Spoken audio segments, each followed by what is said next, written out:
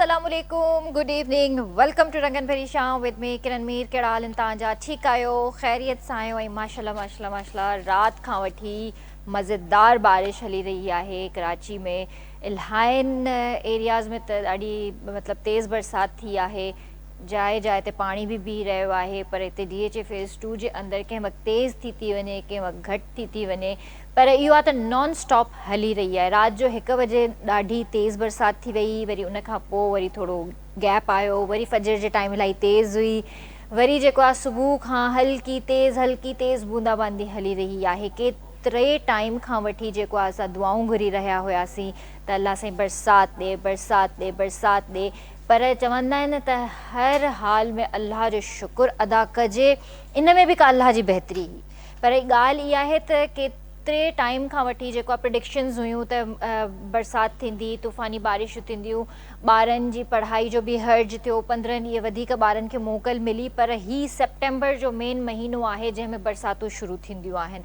August ji and खां वठी September सॼो तव्हां उनखे जेकॾहिं ॻणींदव त बरसातूं थींदियूं आहिनि। अञा सेप्टेम्बर आयो न आहे, पर सेप्टेम्बर में बि ऑन एंड ऑफ बरसातूं हलंदियूं रहंदियूं आहिनि। सो हर शइ में अल्लाह जी बहितरी हूंदी आहे, हर शइ में अल्लाह जी बहितरी हूंदी आहे। इन ॻाल्हि ते मूंखे हिकिड़ो किस्सो यादि आयो आहे, थोरो ड्रिघो आहे, पर मां चाहींदसि त तव्हां सां इहो किस्सो मां ज़रूरु शेयर कयां। किस्सो इहो आहे त हिकिड़ो बादशाह हो ऐं ॾाढो ज़ालिम बादशाह हुयो, मतिलबु ज़ालिम अयाश जंहिंखे चइजे उन क़िस्म जो बादशाह हुयो। ऐं उनखे शिकार करण जो बि ॾाढो शौक़ु हूंदो हुयो। हर मतिलबु 2-3 ॾींहं या हफ़्ते में वञी जेको आहे हू शिकार कंदो हुयो, जानवर पखी जेको उनखे सम्झ में ईंदो हुयो वञी उहो शिकार कंदो हुयो। उन सां गॾु उनजो हिकिड़ो वज़ीर हूंदो हुयो ऐं उहो हर दफ़ा उनखे चवंदो हुयो त बादशाह सलामत, इन में बि का अल्लाह जी बहितरी हूंदी। त हू चिड़ंदो हुयो न, मतिलबु पंहिंजे वज़ीर खां, त तूं हर दफ़ा इहा ॻाल्हि थो करीं, हर दफ़ा इहा ॻाल्हि थो करीं। हिकिड़े ॾींहुं नेठि हू वियो शिकार ते, पंहिंजे सॼे मतिलबु अमले सां गॾु वियो, शिकार कयईं। ऐं शिकार जे दौरान जेको आहे हुनजो जॾहिं तीर निशाने ते लॻो, पर हुन जूं 3 आङुरियूं कटिजी बि वियूं। त उन ते बि बादशाह खे वज़ीर चवे थो त बादशाह सलामत, इन में बि अल्लाह जी का बहितरी हूंदी। बादशाह खे उन वक़्तु ॾाढी कावड़ आई, बादशाह खे एॾी कावड़ आई जो पंहिंजे माण्हुनि खे चयईं त हिन वज़ीर खे ज़िंदान में विझी छॾियो, हिन खे क़ैद करे छॾियो। ऐं इहे हर ॻाल्हि में चवे थो त हिन में अल्लाह जी का बहितरी हूंदी, हिन में अल्लाह जी का बहितरी हूंदी।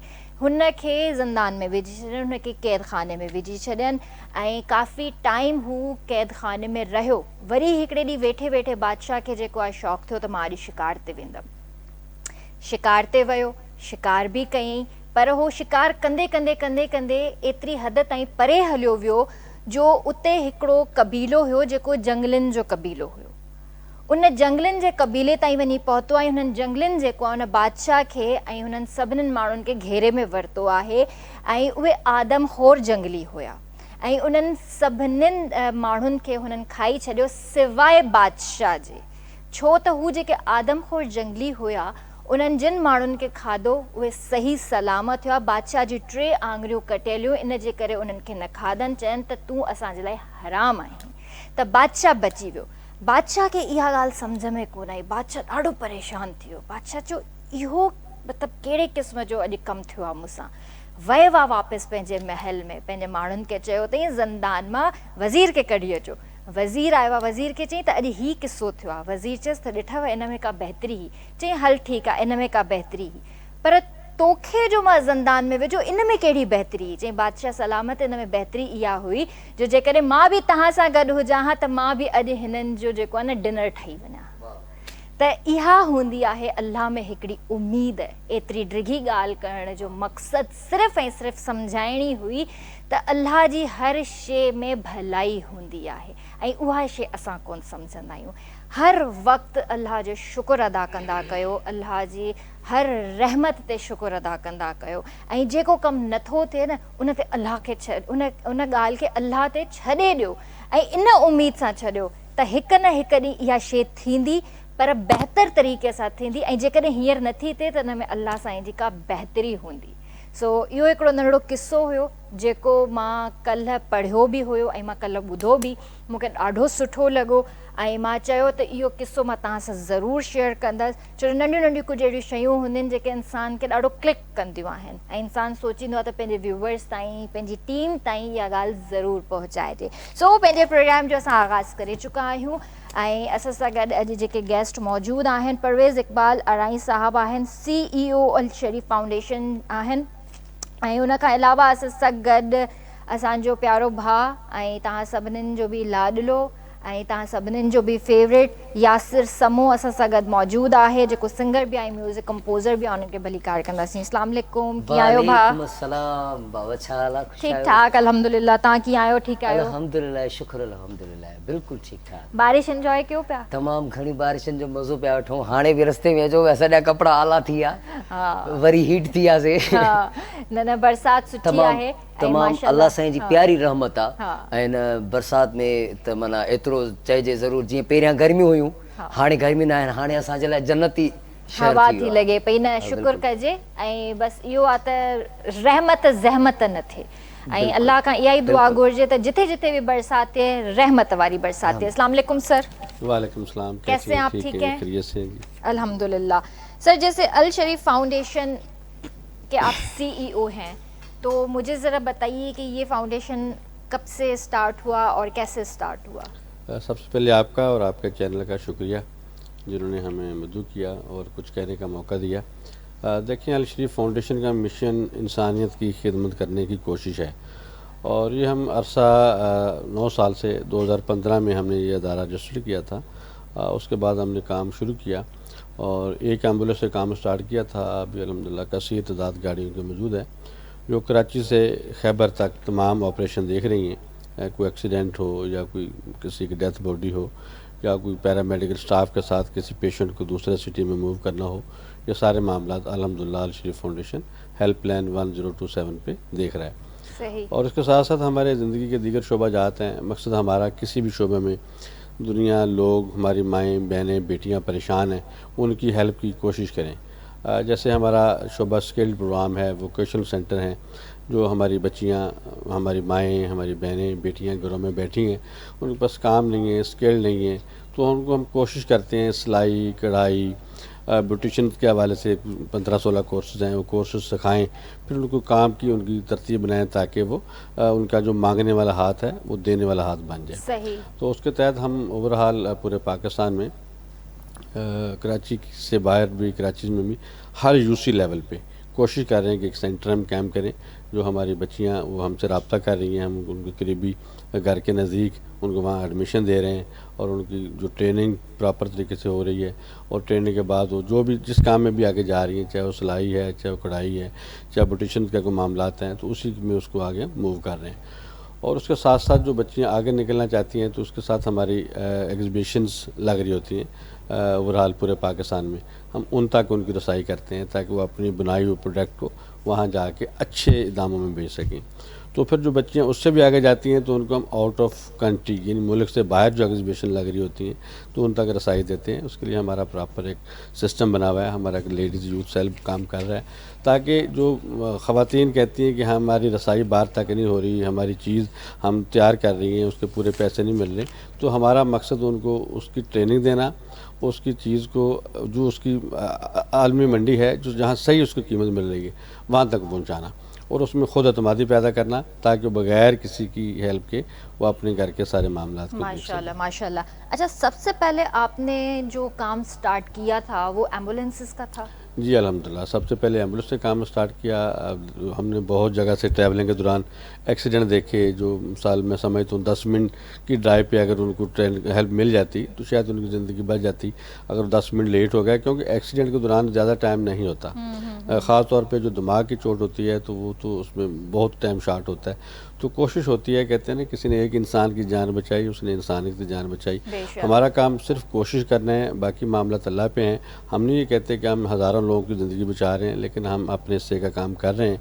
हमारे एम्बुलेंस सर्विस जो है रोडों पे, जैसे अभी बरसात चल रही है, बहुत से ऐसे नशेबी एरियाज़ हैं, वहाँ के पेशेंट हॉस्पिटल तक नहीं पहुँच रहे, वो बहुत सी डेथ बॉडी हैं, उनको कब्रस्तान तक नहीं ले जाया जा सकता। तो फिर हमारी गाड़ियाँ, हमारी सर्विसेज उसको हेल्प करने की कोशिश कर रही होती हैं, ताकि हम किसी न किसी के सही। काम सर, आ सकें। आपकी ये जो एम्बुलेंस सर्विस है ये फ्री ऑफ कॉस्ट है? जो रोड एक्सीडेंट जितने भी हैं तमाम जो हमारा फ्री है अच्छा, जी। सही। और अंदरूने मतलब सिटी के हाँ, उसमें अंदर? कुछ चार्जेस हैं मिनिमम, ताकि सही नो लॉस नो प्रॉफिट पे हमारा काम हो सके। सही। तो आप मतलब ये काम किस तरह करें, आपकी बैकबोन क्या है? बैकबोन आप जैसे भाई बैठे हैं सब, मैं तो सबको साथ शामिल समझता हूँ। ज़रूरी नहीं कोई हमें कोई फ़ंड प्रोवाइड कर रहा है, कोई किसी के कोई हमारे लिए अच्छे दिल से दुआ कर रहा है, तो शायद हम उसके बलबूते पे काम कर रहे हैं। तो बहुत सी हमारी माएँ हैं घरों में हाथ उठा के हमारे लिए दुआ कर रही हैं, हमारी बेटी हैं, हमारे भाई हैं, हमारे बुज़ुर्ग हैं। और इसके साथ साथ मैं थोड़ा तस्वीर कर दूँ दुआ के हवाले से, हमारे पास ओल्ड होम भी काम कर रहे हैं। अच्छा। और हमारे पास माँ के हवाले से भी है, बाप के हवाले से भी है। बहुत से ऐसे लोगों की कालें आती हैं, ये हमारी वालदा है, इसको उठा लो, ले जाओ, तो एक बड़ा तकलीफ दे अलमा होता है। तो जब उस माँ की हेल्प करेंगे, जो उस बाप की हेल्प करेंगे, तो उसके दिल से जो दुआ निकलेगी, मैं समझता हूँ अर्श हिलाती हुई दुआ हमारे वो काम आती है। और उसी के बलबूते पे हम ये काम जितने भी है, बड़ा टफ़ टाइम है, और मैं समझता हूँ दुनिया का अगर मुश्किल तरीन काम है तो लोगों की हेल्प करना है। तो अल्हम्दुलिल्लाह सुम्मा अल्हम्दुलिल्लाह हम अल्लाह पाक के शुक्रगुज़ार हैं। जैसे आपने कहा कि हर हाल में अल्लाह का शुक्र अदा करना चाहिए, तो मैं समझता हूँ सब लोगों की दुआएं, सब लोगों का साथ। कोई 1 करोड़ रुपया दे रहा है, कोई 1 रुपया भी दे रहा है, तो हम 1 रुपया वाले को ज़्यादा तरजीह देते हैं, क्योंकि उसका बजट ही 1 रुपये का है। तो हम उसके जज्बात को देखते हैं कि उसके जज्बात हमारे साथ हैं, हमें हेल्प कर रहे हैं, हमें दुआएं दे रहे हैं, शाना बशाना हमारे साथ खड़े हुए हैं। तो इसी वजह से हम दिन ब दिन अल्लाह का बड़ा एहसान है, एक शोबा से 2 फिर 3 4 अभी 40 प्रोजेक्ट पे हम काम कर रहे हैं। और हर बंदे को अलग-अलग ज़िम्मेदारियाँ मैंने दी हैं। जैसे कुछ साहब आते हैं कि उसके पास स्किल्ड है या किसी इदारे से रिटायर्ड है, तो उसके पास जो हुनर है उसी को हम आगे फॉलो करते हैं कि बेस पे आप काम करें। एजुकेशन आ जाता है, हेल्थ आ जाता है, मेडिकल कैंप के हमारे बहुत लंबा चौड़ा काम हो रहा है। हर संडे को हमारा एक कैंप होता है, हर फ्राइडे को हमारा एक मेडिकल कैंप होता है। और 15 सेंटर हमारे मिनी सेंटर काम कर रहे हैं कराची में, इसको बढ़ा रहे हैं, क्योंकि कुछ ज़्यादा अर्सा नहीं हुआ। एक बड़ा हॉस्पिटल हमारा आगरा ताज के अंदर मौजूद है, और दीगर तमाम गवर्नमेंट के हॉस्पिटल हमारे हेल्प के लिए हमारे साथ लाइनअप हैं। तो जो ऐसा पेशेंट आता है जो हमारी रेंज से बाहर होता है, हम आगे रेफ़र कर देते हैं, मुतल्लिका उनको वॉच करते हैं, ताकि उसको जिस हॉस्पिटल में जाना है प्रॉपर ट्रीटमेंट मिल रही नहीं मिल रही। तो मतलब इंसानियत का काम तो बहुत बड़ा है, लेकिन कहते हैं ना, हम अपने हिस्से के काम की पूरी कोशिश कर रहे हैं, और अपने ज़मीर के मुताबिक और अपने ईमान के मुताबिक पूरी कोशिश कर रहे हैं कि इसमें सही रिज़ल्ट आए और किसी के साथ ज़्यादती ना हो। नहीं, माशाल्लाह ये फ़लाही काम है, और अल्लाह पाक मज़ीद बरकत अता करे आपके काम में। अच्छा, मुझे ये बताइए कि जैसे अभी आपने बात की कि जो मतलब अफोर्डेबल नहीं है, तो उसकी भी आप हेल्प करते हैं, जैसे हॉस्पिटल जाना हो, ट्रीटमेंट करानी हो, या कोई ऑपरेशन हो? देखो, उसमें ऐसा है, जैसे पेशेंट के हवाले से बात कर रही है ना, तो पेशेंट के हवाले से हमें कॉल मिलती है, तो हम जाके देखते हैं कि उनकी अगर कोई प्रॉब्लम है वो समझते हैं। क्योंकि एक्चुअली जो एक्सीडेंट उठाते हैं या पेशेंट उठाते हैं, हर बंदा ज़्यादा तकलीफ में होता है, उस वक्त को ऐसे हम बात करते ही नहीं है। तो उसको ड्रॉप करने के बाद अगर वो हमें पैसे दे देता है तो ठीक है, फ़ंड मिनिमम फ़ंड नहीं देता तो हम उस पर डिमांड नहीं करते। ज़्यादा से ज़्यादा डिमांड करते हैं NSC कापी दे दो, अगर उस वक्त नहीं है तो उसकी तस्वीर खींच के हमारा ड्राइवर व्हाट्सएप पे अब ऑन द रिकॉर्ड, ताकि ड्राइवर भी हमारे 2 नंबरी ना करे ना, किसी से पैसे ले लिए और हमें कह दिया कि फ्री कर दिया, तो हम अपने रिकॉर्ड के लिए उसे कहते हैं कि उसका टेलीफोन नंबर और उसका ID कार्ड की पिक, ताकि हम अगर वेरिफिकेशन करना चाहें, ऐसा तो नहीं कि आपने उससे पैसे चार्ज किए तो आप हमें कह रहे हो कि मैं फ्री लेके आऊँ, तो उसके लिए हम थोड़ा सा कहने से कापी और कॉन्टैक्ट नंबर पर हम उसको कहते हैं ज़बरदस्त। या अगर कोई ऐसा मौका होता है हम कहते हैं यार हमसे बात करा दो, हमें समझ आ जाती है कि ये लोग ऐसे हैं, डिजर्व करते हैं, तो उसको फौरन, क्योंकि हमारा मकसद पैसा नहीं है, हमारा मकसद एक इंसान की जान बचाने की कोशिश है। सही, आपसे मजीद भी बात करेंगे इन टॉपिक्स पर। किया आयो यासिर भाई, ठीक है? अल्लाह पाक जो एहसान बाबा दुआऊं लगी पिन, शुक्र अल्हम्दुलिल्लाह। माशाल्लाह माशाल्लाह। छापा के ओरिकल म्यूज़िक जो कम पंहिंजो स्टूडियो जो कम हर वक्त ऐं कुछ नवा प्रोजेक्ट हिन महीने में उर्सारे महीने में इंशाल्लाह रिलीज़ थींदा। अच्छा। शादियुनि जे हवाले सां कुछ मेशअप्स ठाहिया आहिनि, पंहिंजा बि गीत आहिनि, ऐं मूंसां गॾु जेके ॿियनि दोस्तनि जा जेके रिकॉर्ड कया आहिनि, म्यूज़िक ठाही आहे जिन जी, उहे बि नरोदा मालिनी जो गीत ठाहियो आहे हिकिड़ो तमामु सुठो, ऐं इंशाल्लाह तव्हांखे। अच्छा, कंपोजिंग तव्हांजी आहे? कंपोजिशन त धुनियूं खणंदा आहियूं, म्यूज़िक असां पाण ठाहींदा आहियूं। म्यूज़िक पाण त माना म्यूज़िक जेका ठाही आहे ऐं उन वोकल इंशाल्लाह तव्हांखे पसंद ईंदो, चेंजिंग लॻंदी माना निरोधा मालिनी जे आवाज़ में। वाह वाह ज़बरदस्त। जी.आर. सागर संगत। अच्छा अच्छा, जी.आर. सागर सही सही ॿिन्ही जो ड्यूट कयो आहे गानो। डुएट कयो आहे, सही। माना तमामु हिकिड़ो अरसे खां बाद में उनखे मूं चयो त हिकिड़े नए अंदाज़ में तव्हां बि अचो, पंहिंजा बि गाना कयासीं, लाज़मी आहे उन सां स्टूडियो में गॾु कमु था कयूं, त मूं हुनखे सलाह ॾिनी त तव्हांजो ड्यूट में ज़रूरी आहे गानो। वरी तव्हां डुएट में ॻाया आहिनि गाना? हाँ, पाण बि कया आहिनि मां। कंहिंसां? इंशाल्लाह सिंगर सां? नई सिंगर आहे। अच्छा, नओं उनजो इंट्रोडक्शन माना मीडिया में थींदो। सही। तमामु सुठी छोकिरी आहे। बहरहाल असांजो कमु थी वियो, ड्यूट वारा गाना थी विया। सही। इंशाल्लाह तमामु जल्द हिन सीट ते वरी उन सां गॾु इंशाल्लाह। पोइ हींअर छा पिया ॿुधायो असांखे? हींअर तमामु सुठो गीत आहे त भली तबाही थिए पर इश्क न छॾिबो। वाह वाह। रज खुदाई थिए पर इश्क न छॾिबो। वाह वाह, ये ॾाढो फेमस थियो आहे गानो। सो इरशाद जागरानी साहिब जी ख़ूबसूरत शाइरी। ॾाढो हिट थियो आहे गानो।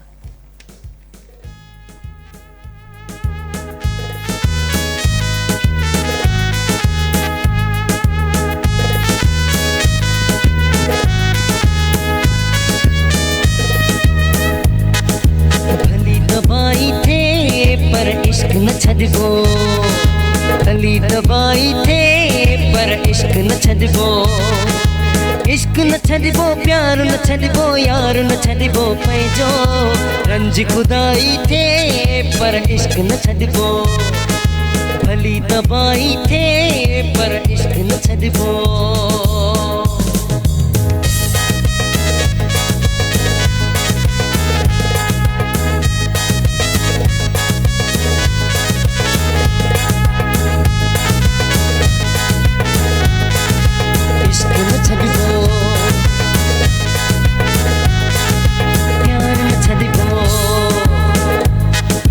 भली छॾिन मिट माइट मूंखे, भली छॾे ही ज़मानो, मां त सदाई रहंदुसि पंहिंजे दिलबर जो दीवानो।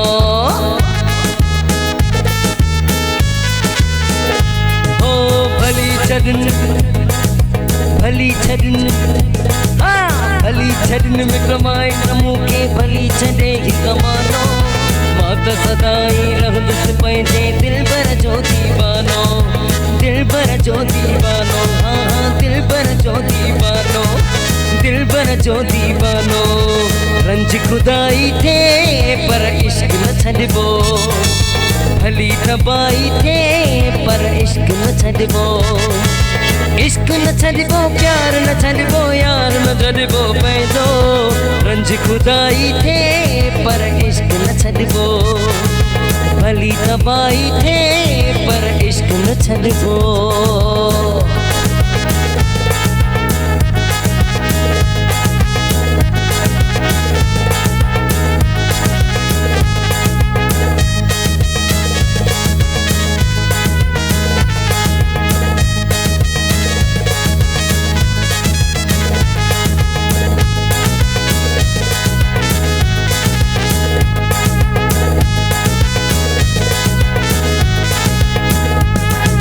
भली छॾिन, हाँ भली छॾिन, भली छॾिन मिट माइट मूंखे, भली छॾे ही ज़मानो, मां त सदाई रहंदुसि पंहिंजे दिलबर जो दीवानो, दिलबर जो दीवानो, हाँ दिलबर जो दीवानो, भली छॾिन मिट माइट मूंखे, भली छॾे ही ज़मानो, मां त सदाई रहंदुसि पंहिंजे दिलबर जो दीवानो, रंज खुदाई थे पर इश्क न छॾिबो, भली दबाई थे पर इश्क न छॾिबो, इश्क न छॾिबो, प्यार न छॾिबो, यार न छॾिबो पंहिंजो, रंज खुदाई थे पर इश्क न छॾिबो, भली दबाई थे पर इश्क न छॾिबो।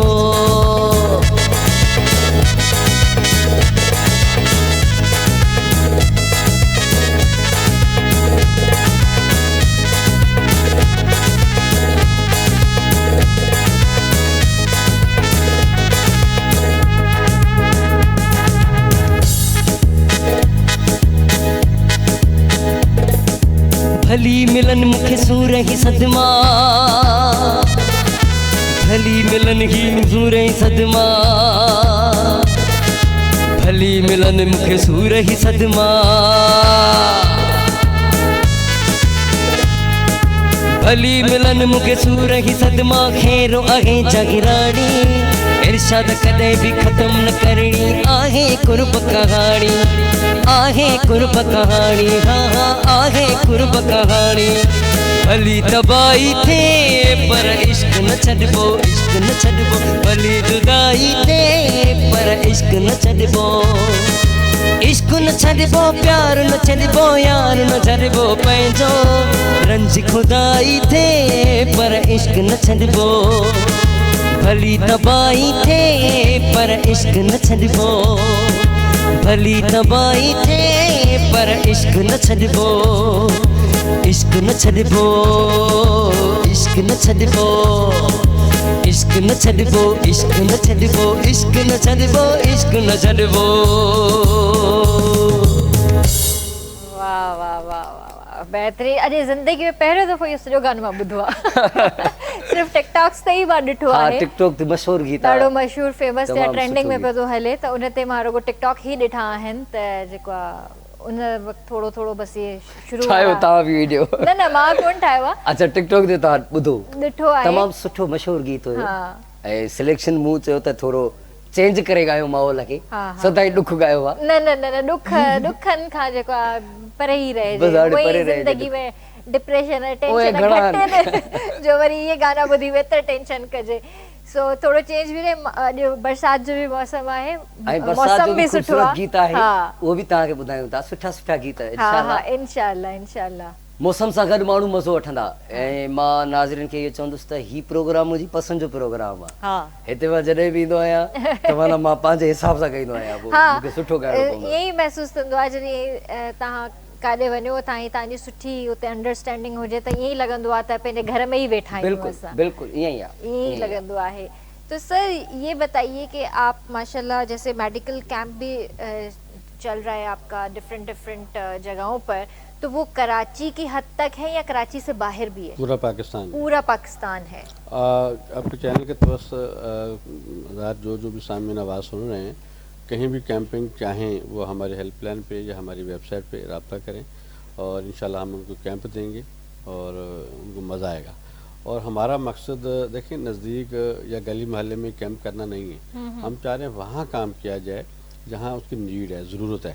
तो हम असल में मंथली 8 कैंप देने का मतलब यही है कि दीगर मुख्तलिफ एरियाज़ में जैसे में कॉल मिलती है हमारी मेडिकल की टीम जाती है और स्पेशली हम आँखों पे बहुत ज़्यादा काम कर रहे हैं। अच्छा, मोतिया के हवाले से अच्छा, पूरे अच्छा। पाकिस्तान से कहीं से भी पेशेंट हो हम आपको उनको दावत देते हैं, हमारे पास आएँ, फ्री ऑफ कास्ट उनका तमाम जो भी मामला देखेंगे और इंशाल्लाह ताला उनके नज़र वगैरह का मसला ठीक होगा। सही सर, यहाँ पे एक ब्रेक ले लेते हैं फिर बाद में इसको कंटिन्यू करते हैं बात को। जी व्यूअर्स, वक्त है ब्रेक जो कारण जो जल्दी हाजिर था।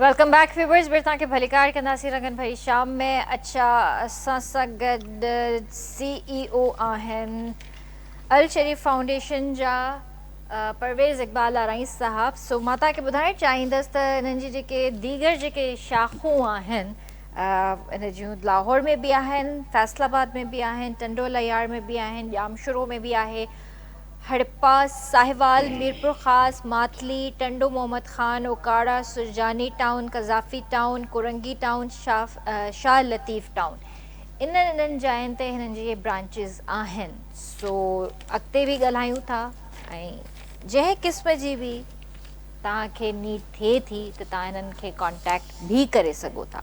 सो जैसे मेडिकल कैंप पे भी हमने बात की और अब हम बेरोज़गारी पे भी बात करेंगे क्योंकि आजकल जो हालात हैं, बेरोज़गारी बहुत ज़्यादा है। यहाँ पर डिग्रियाँ हैं सबके पास, बच्चे पढ़ भी रहे हैं, लेकिन उसके बावजूद भी उनको वो जॉब्स नहीं मिल रही। तो इस सिलसिले में आपने बेरोज़गार प्रोग्राम स्टार्ट किया है। ये आपने बहुत अच्छा सवाल किया। देखिए, हमारे लोग फोकस करते हैं अच्छी एजुकेशन पे। चलो जी, अच्छी एजुकेशन हो गई, अगर जॉब नहीं है तो क्या करेंगे। लेकिन अल शरीफ फाउंडेशन का मकसद जो है एजुकेशन के साथ साथ उसको जॉब तक रसाई मुमकिन करना। तो इस हवाले से जो लोग हमारे बेटे बेटियां बच्चे जितने भी हैं सब परेशान हैं, जॉब नहीं है। जो भी उनके स्किल्स हैं, ड्राइवर हैं, इंजीनियर हैं, जो भी उनकी स्किल्स हैं उसके मुताबिक हम CV प्रोफाइल भेजें। इंशाल्लाह उनको हम पूरी कोशिश करेंगे कि एक हफ्ते के अंदर अंदर उनको जॉब पे कहीं नहीं खड़ा करेंगे। सही। तो उनको किस तरह की मतलब जॉब मिलती है फिर? देखिए, बहुत से सॉफ्टवेयर हाउस हैं जो IT रिलेटेड लोग हैं उसको वहाँ भिजवा देते हैं। बहुत सी मेडिसिन कंपनियां हैं जो कुछ पढ़े लिखे अकाउंट्स के लोग हैं वहाँ भिजवा देते हैं। और जो बिल्कुल जिनके पास एजुकेशन नहीं है उनको फिर हम हेल्पर में मेडिसिन कंपनियों में पॉडकास्टिंग पे, या बहुत से कुछ एजेड किस्म के लोग आ जाते हैं, वो बेचारे कुछ नहीं कर पाते, फारिग हैं, तो फिर उनको सिक्योरिटी गार्ड में कहीं ना कि उसके एडजस्टमेंट कर देते हैं, या किसी बेंगलोर पे उससे चौकीदार की जॉब दिलवा देते हैं ताकि उससे ज़्यादा काम भी ना करना पड़े, उसकी उम्र के मुताबिक वो हल्का फुल्का अपना निज़ाम ज़िंदगी चलाए। तो फिर इतनी उनकी आमदनी हो जाती है कि वो घर भी चला सकें और सारी देखिए, जो चीज़ें चौकीदार लोग हैं ना, चौकीदार में हमें चाहिए होते हैं इत्मीनान वाले लोग। बहुत से लोग ऐसे हैं उनके पास सब कुछ है, वसाइल हैं, लेकिन उनके पास मुफलिस लोग नहीं हैं। आप जहाँ बैठे हुए हैं DHA के अंदर बहुत से ऐसे लोग हैं जो मुझसे रब्ता करते हैं, यार आपकी ज़मानत पे कोई ऐसे लोग हैं ताकि हम घर पे ना हों और हमारे घर की रखवाली करें। अब वो सूरत पे हम क्या करेंगे, हम अच्छे और मुफलिस लोग ढूंढेंगे। और उनके लिए सैलरी का मसला नहीं है और उनसे काम नहीं करवाना, काम ये कि उनकी गैर मौजूदगी में घर की जिम्मेदारी लेके बैठे हुए, तो उसमें फिर उनकी सोच से ज़्यादा मतलब 37,000 है गवर्नमेंट का सैलरी का, पहले 32,000 था, अभी 5,000 इंक्रीज़ हुई है। तो वो उसके अलावा उसका मंथली राशन दे देते हैं, फिर उनको अपने घर में सर्वेंट रूम में रैश दे देते हैं, उनका आना जाना भी बचता है। फिर जब उनका राशन का मामला फिर वो भी उनको मिल जाता है, फिर मेडिकल भी मिल जाता है, और इस तरह ईद आती है उसके कपड़े भी मिल जाते हैं। तो मतलब मैं समझता हूँ तो फिर उनकी ज़िंदगी आसाइश में आ जाती है। अर्ज़ दे कि वो मुफलिस हों, सॉलिड हों, दो नंबरी नहीं कर रहे, गलत बयानी नहीं कर रहे, मालिक की गैर मौजूदगी में उसके घर का सामान बेचने की कोशिश नहीं कर रहे। क्योंकि आजकल ये भी है ना, किसी को बैठने की जगह मिल जाए तो फिर वो आगे बढ़ने की कोशिश करता है। मैंने बहुत से लोगों को ऐसा जगह भिजवाया है तो वहाँ उनकी करप्शन किए हैं, कुछ मामला किए, तो फिर वो हमसे शिकवा करते हैं, तो फिर सब शिकवे से मुराद है कि हमारी प्रोफाइल ख़राब होती। अभी भी मुझे बहुत से ऐसे बेटियाँ चाहिए, बच्चियाँ चाहिए, छोटी छोटी ऐसी ख़वातीन चाहिए जो पेशेंट की तीमारदारी के लिए या घर के कामकाज के लिए, या ऐसी ख़वातीन मिल जाएं जिनके अक्सर फैमिलियाँ, उनके शौहर आउट ऑफ कंट्री है ना, तो उनकी वाइफ अकेली है, वो चाह रहे हैं कि उसकी हेल्प हो जाए, उसके साथ घर में बैठ जाए, कुछ चीज़ लानी है ले जानी है, या एक है और 2-11 वाली कहानी है ना, तो उनको अच्छा सैलरी पैकेज लें, हमारे घर में खाना खाएँ, हमारे घर में जो मेरे बच्चे कपड़े पहनेंगे वो देंगे। तो इस तरह के बहुत से मेरे पास अपॉर्चुनिटी होती है, लेकिन शर्त यह है कि लोग सॉलिड हों, दो नंबरी ना हो।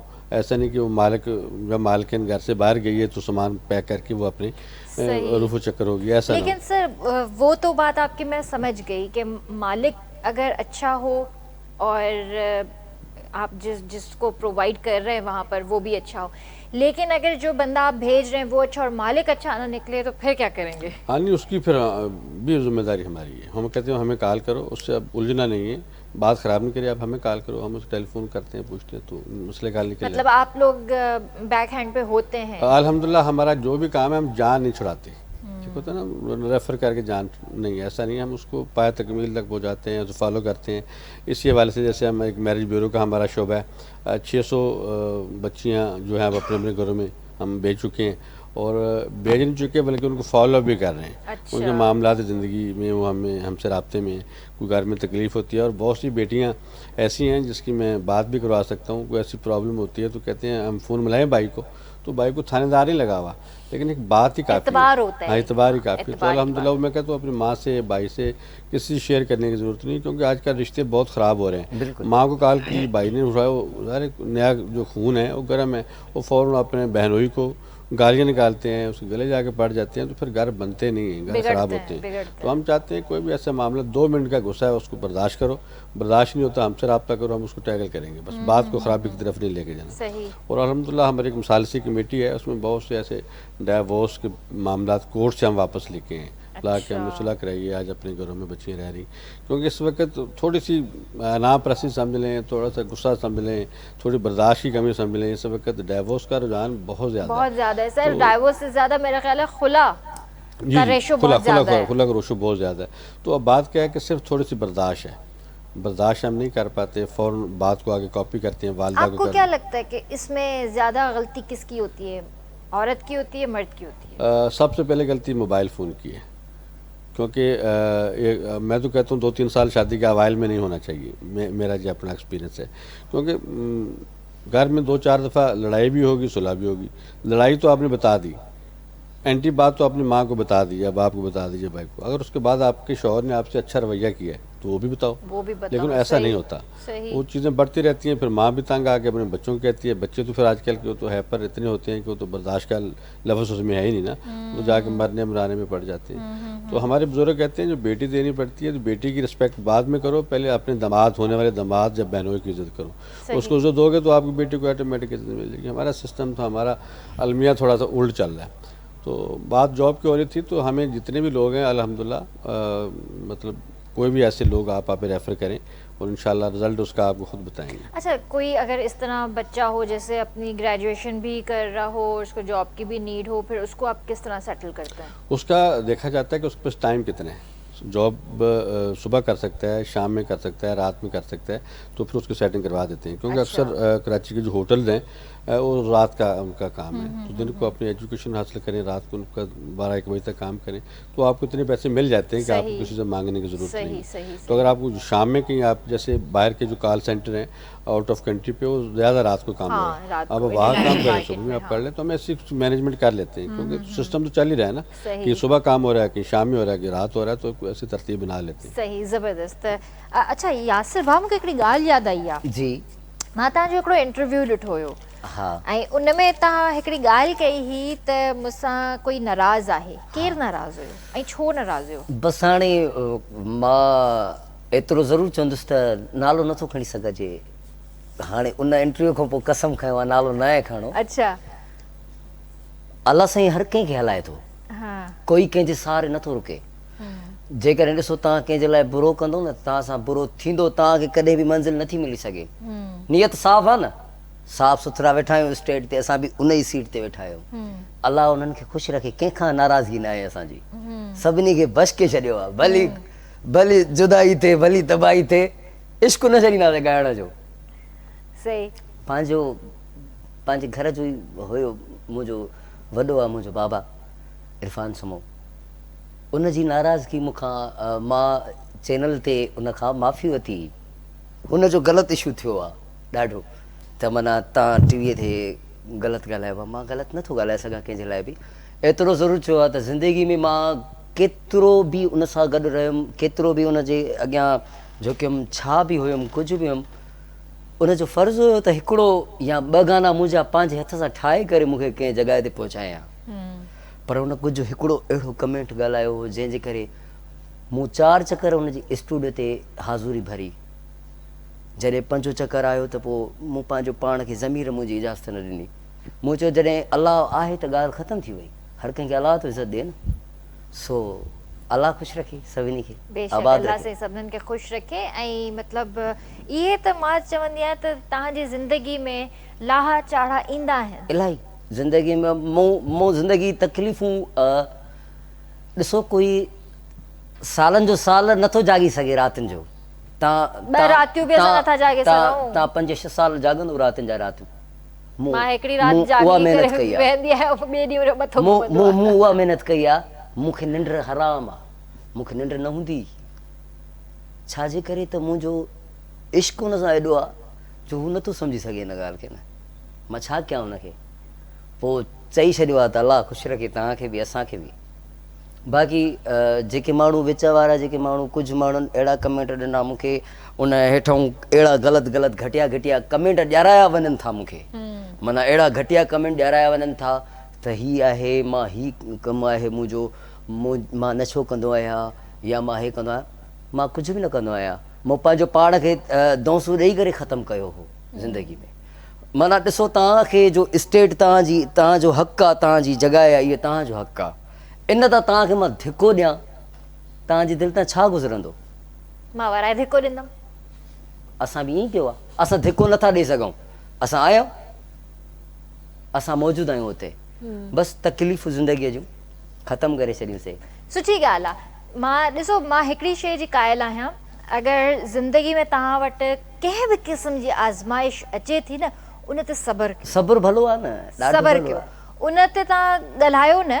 हा, तव्हांजा जेके वेझा रिश्ता आहिनि, जीअं तव्हांजो माउ पीउ आहे, भाउ भेण आहे, तव्हां उन सां ज़रूरु डिस्कस कुझु कमेंट अहिड़ा हुया जंहिंजे करे मूं मजबूरन टीवी ते ॻाल्हायो। यकीन त मुंहिंजो बाबा आहे, मुंहिंजो उस्ताद आहे, मुंहिंजो ॾोह कोन कयो अथई, पर कुझु कमेंट अहिड़ा अजीब क़िस्म जा मूंखे लॻा जेके माना मूंखे अखियुनि मां ॻोढ़ा अची विया। माना मां पर यासिर भाउ, हिते मीडिया आहे, हिते एॾो सेंसिटिव न थिबो आहे, ठीकु आहे न? तकलीफ़ तव्हांखे थी हूंदी, बिल्कुलु मां सम्झां थी। हा हा, मां सम्झां थी, पर ही मीडिया आहे, ॻाल्हि खे सम्झो।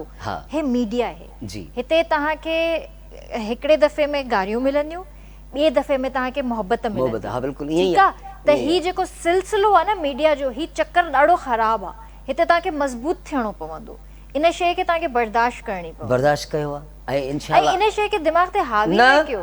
वक़्त सां हर शइ सही थी वेंदी आहे।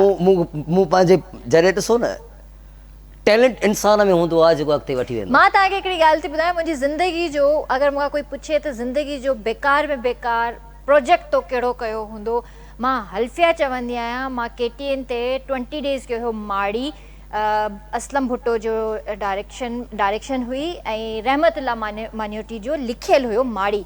अॼु बि मुंहिंजे व्यूवर्स खे यादि हूंदो उहो जॾहिं मां प्रोजेक्ट कयो हुयो, मां करे पछताई हुयसि, ठीकु आहे, छो जो अहिड़ो बोल्ड कैरेक्टर हुयो। मुंहिंजो बाबा मूंखां नाराज़ थी वियो। 2-3 ॾींहं मुंहिंजे बाबा मूंसां ॻाल्हायो न। मूंखे बेचैनी, मां सफ़ा तड़पां पई, अबू मूंसां ॻाल्हाए कोन थो।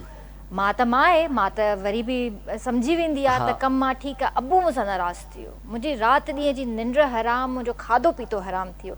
नेठि मां अबू ॾे वियसि, चयोमांसि ॻाल्हि ॿुधो, मीडिया आहे, जॾहिं तव्हां इजाज़त ॾिनी आहे, मूं ते एतबार आहे तव्हांखे, त ही कमु आहे मुंहिंजो, मतिलबु ही कैरेक्टर्स आहिनि जेके मूंखे करणा था पवनि।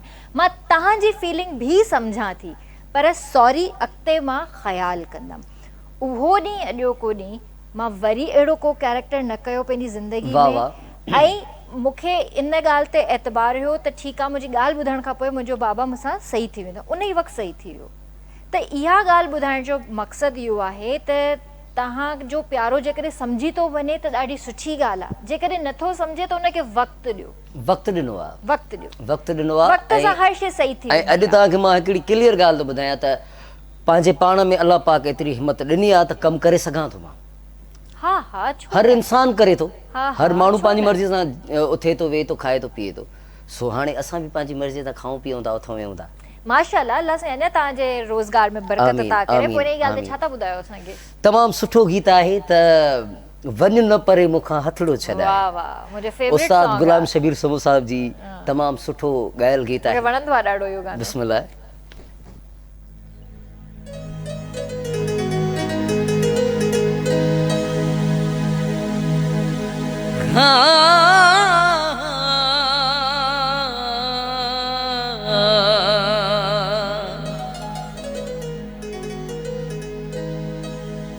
वञो न परे मूंखां, वञो न परे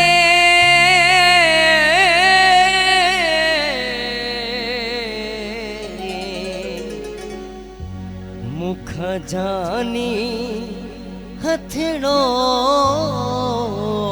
छॾाए। हो वञो न परे मूंखां हथड़ो छॾाए।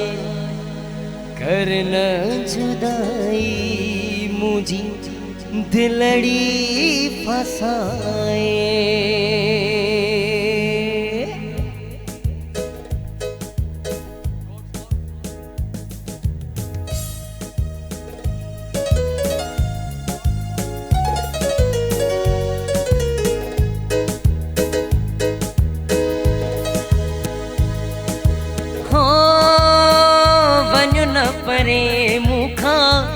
हथड़ो छड़ाए हो वन न परे मुखा हथड़ो छड़ाए कर न जुदाई मुझी दिलड़ी बसाए हो वन न परे मुखा हथड़ो छड़ाए कर न जुदाई मुझी दिलड़ी बसाए हो वन न परे मुखा हथड़ो छड़ाए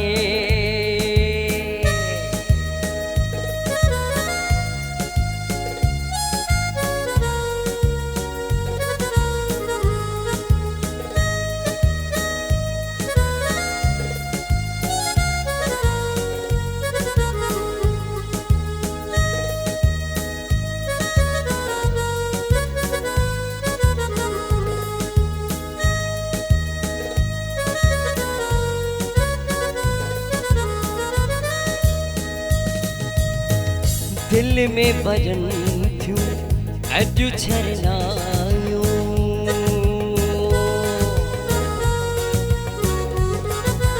हाँ दिल में भजन थियूं अॼु छरनायूं गीत प्रीत जा गॾिजी ॻायूं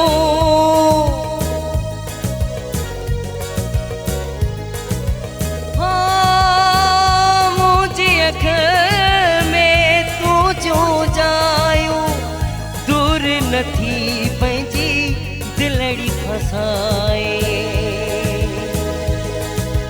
हो वन न परे मुखा हथड़ो छड़ाए हो वन न परे मुखा हथड़ो छड़ाए कर न जुदाई मुझी दिलड़ी फसाए हो वन न परे मुखा हथड़ो छड़ाए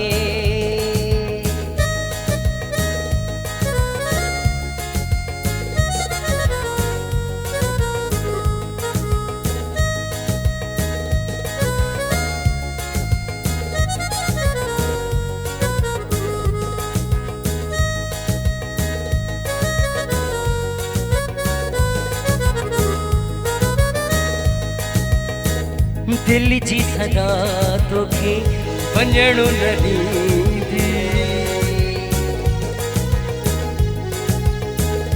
हो दिल जी सदा तोखे वञणु न ॾींदी थधिड़ी हवा तुंहिंजी बाट जलींदी हो नाज़ करे तोखे प्यार मचवंदी दूर नथी पंहिंजी दिलड़ी फसाए हो वन न परे मुखा हथड़ो छड़ाए हो वन न परे मुखा हथड़ो छड़ाए कर न जुदाई मुझी दिलड़ी फसाए हो वन न परे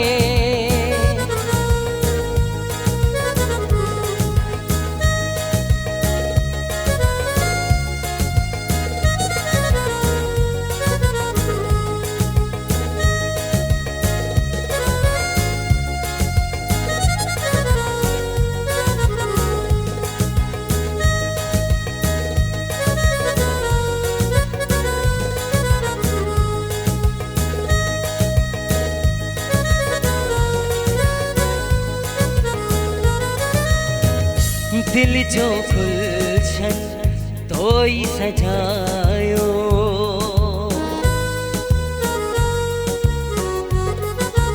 हो दिल जो गुलशन तोई सजायो उन में पंहिंजो प्यार वसायो हो नाज़ करे तोखे प्यार मचवंदी दूर नथी पंहिंजी दिलड़ी फसाए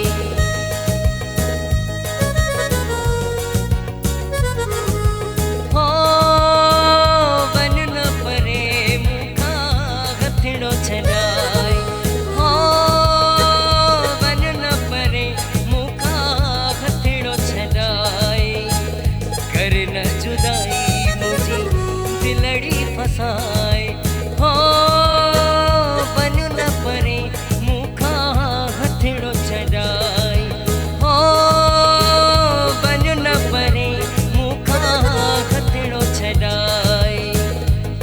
हथेड़ो छड़ाए, हथेड़ो छड़ाए।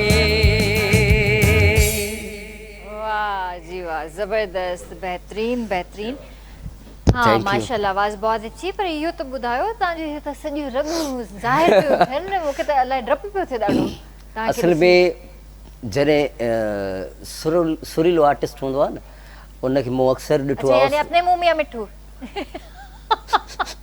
अच्छा अच्छा, चओ भला। सुरीलो जेको आर्टिस्ट हूंदो आहे न, उहो अंदर खां ॻाईंदो आहे। हाँ पोइ जेके हिकिड़ा रगनि खां ॻाईंदा आहिनि त उन्हनि जी गले जूं हे रगां सुजंदियूं न आहिनि।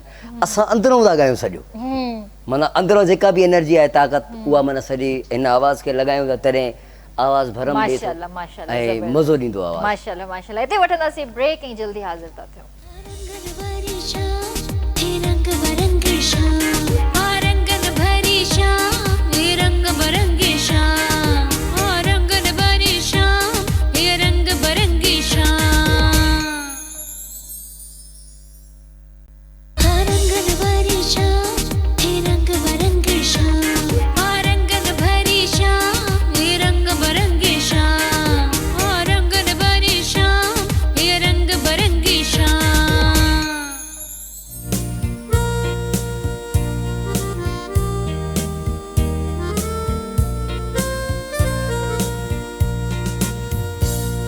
मेरे ताकि भली कार था कि वो रंगन भरी शाम में। सर आप ये बताइए कि दस्तरख्वान भी आप लगवाते हैं?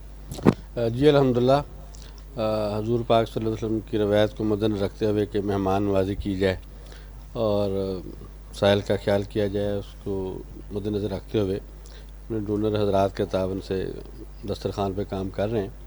और अल्हम्दुलिल्लाह हमारा दस्तरखान दूसरों से मुनफरद है। मुनफरद ऐसा है कि जैसे आम दस्तरखानों पे एक ही चीज़ रोज़ मिल रही होती है, यहाँ ऐसा नहीं है। अच्छा। ऐसा मेनू है कि जैसे घर में आप मेनू बनाते हैं और उस तरह का खाना बनाते हैं, अल्हम्दुलिल्लाह हमारे अल शरीफ दस्तरखान पे मेनू इस तरह का ही है, जिसमें निहारी भी आपको मिलेगी, अच्छा, आपको अच्छा, माशाल्लाह। कड़ी पकौड़ा भी मिलेगा, आपको कौरमा भी मिलेगा, आपको दाल भी मिलेगी, अब मूरे चने भी मिलेंगे। तो इस तरह का एक मेनू हमारा, और उसका प्रॉपर एक चेक एंड बैलेंस होता है। हमारी एक टीम है, और जब खाना बनता है उसको चेक करती है कि खाना सही। वाकई खाने के काबिल है या जान छुड़ाने के काबिल है। तो उसके बाद फिर वो आगे जाता है खाने के लिए, और अल्हम्दुलिल्लाह कसीर तादाद में लोग खाते हैं। और कुछ लोग उसको बुरा भी कहते हैं, लेकिन जो लोग इसमें तनकीद करते हैं, मैं सबको दावत देता हूँ आए दस्तरखान पे खड़े। और लोग खाना खा के अगर रोटी चोरी करके लेके जाते हैं तो क्या लोग होंगे, कितने परेशान होंगे, कितनी भूख होगी, कितनी तंगदस्ती होगी। मिसाल पैसे चोरी करते हुए, माल चोरी करते हुए तो सुना था, जो रोटी चोरी करता है तो ज़ाहिर भूखा ही होगा ना, वो जाके बेच तो नहीं सकता।